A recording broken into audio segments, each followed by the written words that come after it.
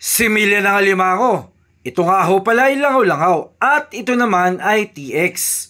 Yan po ang sukat na available natin. Meron din ho tayong singgelan, gapiso palaki. Ngayong araw na ito, ang deliver natin ay ang langaw-langaw. Ayon po sa ating buyer, naguhulog siya ng langaw-langaw kahit ganitong tagulan. Kahit papaano daw ay nakakabuhay siya ng alimango kahit ganitong tagulan.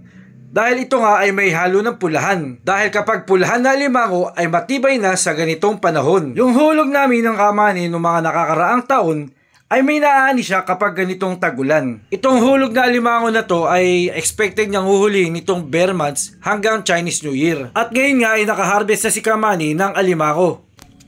Kumusta ba harvest mo kamani ngayon ng alimango? Dragon po po yung naka-80. Ano maghapon, maglayo kagabi?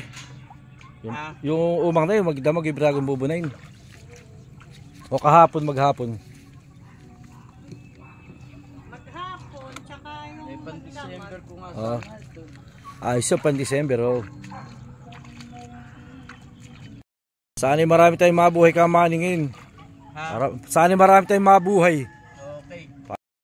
Kapera, maraming salamat po. Salamat. Sa kay kamani, thank you po. Sana marami tayong mabuhay. Hari nawa. Thank you po. Eh? Maraming salamat nga po pala kamani sa inyong pagtitiwala. Hanggang dito na lang. Salamat!